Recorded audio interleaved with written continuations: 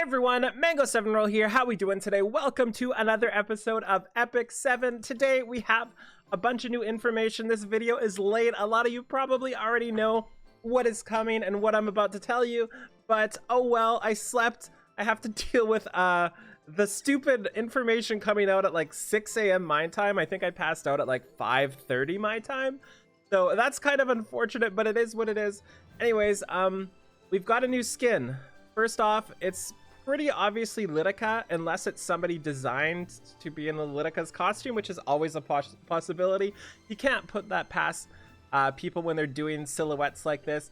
I'm not sure if this is going to be ML LIDICA or regular LIDICA, but from first glance, it looks much more like regular LIDICA, just because in ML LIDICA's, Faithless LIDICA's art, her hair goes down to like the floor, and there's a lot more of the twin tails, whatever they're called, the drill hair thingies. There's a lot more of those in the picture, so I feel like this is regular LIDICA. It would also make more sense because giving an ML5 a character just kind of feels weird, you know, like this would feel weird to give it to an ML5 instead of regular LIDICA. There's also two new exclusive equipments being added. One of them is super unfortunate. It is going to be an ML Crozet. I'm pretty unhappy with that because honestly, there are a bajillion other things that can use a exclusive equipment, and ML Crozet just came out. The second one here is going to be Lilybet. You can see her button here. Maybe it's attached to something on her clothes. I don't know what, because she's not really wearing anything. So this is going to be Lilybet's exclusive equipment as well. This is from the art book that was released a long time ago. Over here, not on the left, team. Remember. So that's what those two are. Kind of weird there's not a third as well. I feel like these have mostly came in batches of 3, unless my memory is wrong, and it's often wrong. So I hope we get a third to go with this and they just haven't spoiled it yet. We'll talk about their abilities and everything as we go into the game here, but I'm hoping we get another one added, because right now not so excited about the Crozet one and semi happy about the Lilybet one. Also, just as an aside to talk about exclusive equipments, I really feel like I don't like how they're doing them. I think every character, as they're released at this point, should come with their exclusive equipment. I think it's something that should just be in the game now, where every single character gets it. I don't like how they seem to be trying to balance units with it, you know? Like, I feel like people, when they're hoping for exclusive equipments, they're asking for balance on that character, and I think that's not the way to go about it.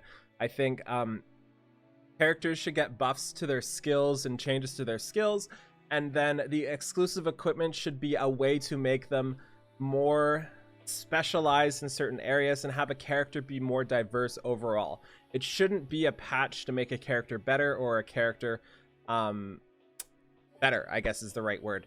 So I really like the idea of exclusives like Guider Aethers that make him better at 3 different things, you know? And like I was talking about regular Maya recently, and people were saying she needed an exclusive equipment just to kind of make her more usable. But like I said, I think the correct way to go about this is to change her base skills, make her base skills a little better, make her better in the current meta somehow, and then use her exclusive equipment to make her more specialized in either PvE, PvP, or somewhere else. So that's really what I think exclusives should be. So I'm super firmly on the side of releasing exclusives with characters as we get them. We're also getting Shanda Ruins, Episode 2, Chapter 8. This is a new story. Hopefully some juicy stuff in the shop there. Maybe a blessing of Orbis. Pretty cool stuff in the description here. Wild animals, nomads, treasure hunting bandits, astronomers of Constella, ancient murals for prophecies. All pretty cool things. So let's take a look at the game now too. So let's take a look at Lilybet first. So I want to take a look at I said Lilybet, but that is not at all what we're looking at first. We're looking at LIDICA first. So the reason I feel like that's not LIDICA's skin, ML LIDICA's skin, is look how much hair she has. I feel like this doesn't match her other art. And I feel like this one matches her art much more. Her weapon in the Faithless LIDICA one does match a lot better, but I feel like this one here just fits much more. So I think it's going to be regular LIDICA for a skin.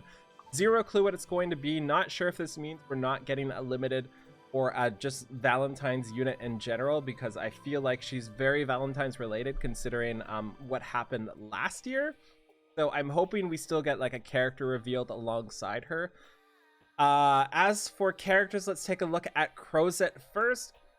He does a lot of stuff, you know, like he has a chance to stun on a skill 1. It goes up to, I believe, 35% chance, which is pretty nuts. So you can also burn for basically 100% chance.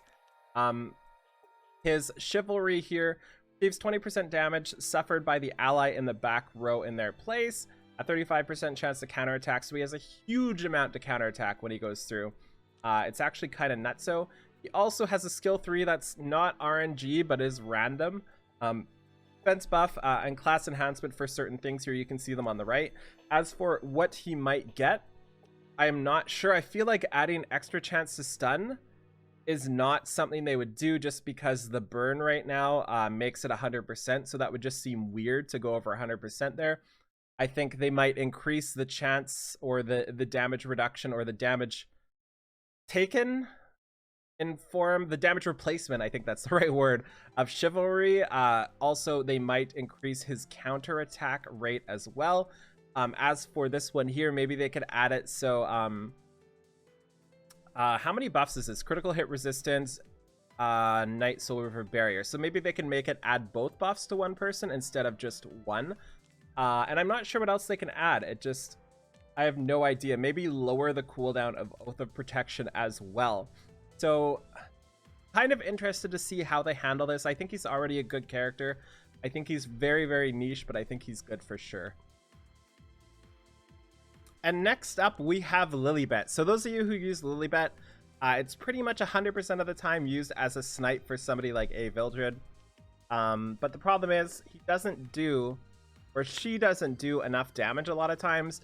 So maybe they'll find a way to increase the damage of Soul Cutter.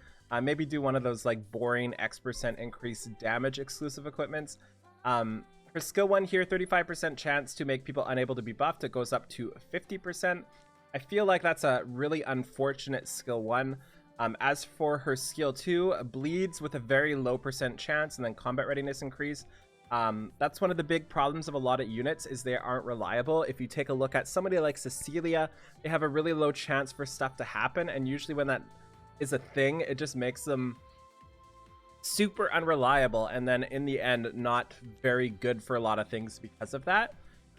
So possibly what they could do for Lilibet is increase the damage of Slice, or make it attack twice or something like that. I have no idea, but just increasing the chance to be buffed or unable to be buffed, it feels horrible, so I don't think they'll do that. As for skill 2, one of the things they could do is increase the combat readiness by X%. It seems like anytime a character has combat readiness anywhere and they get an exclusive equipment, there's something to do with CR. So there's a possibility they increase this to 100% somehow, so she can go snip into Soul Cutter pretty easily. Also, there's a chance to just double the rate of bleeding as well. And if she does get increased combat readiness on her snip, going snip into Soul Cutter would be enough to really kill most things, I would say. So that would be another way to kind of indirectly buff the damage that Soul Cutter does. They can also lower the cooldown on Soul Cutter down to 3 turns, I think it would be. And I'm not sure what else. It would be really cool to see something like double skill nullifier, you know, like 2 turns of skill nullifier instead of just 1, or not 2 turns, but two charges of skill nullifier. As for what she should probably get for her stats, it has to be offensive IMO. So I would say you're looking at something like attack %, crit chance, or crit damage would be the only thing I would really be happy about. They might do effectiveness because she does have 2 buffs right here, but I really feel like that's not where she needs to be. I also think like speed is absolutely not where she needs as well. As for Troublemaker Crozet here for his stats, I believe he's got pretty great base stats. I imagine he's going to get effectiveness, defense %, or health, pretty much the ones I would think. Maybe ER as well. some sort of defensive stats for sure. But that's about it for today. There's not much else to talk about. I'm really excited to see how these turn out, and also every time I look at him, I've gotta move my head. Oh, come on, Mango. I guess it's better to go like this. Every time I look at him, I see, as of today, he has confessed his love to 486 different women. I think that's hilarious. Anyways, thank you so much for watching. Feel free to like, comment, subscribe. As always, have a wonderful day, and let me know what you think. These things are going to be in the comments below. I would love to see, and see who's right in the end. Have a great day. Bye, everybody.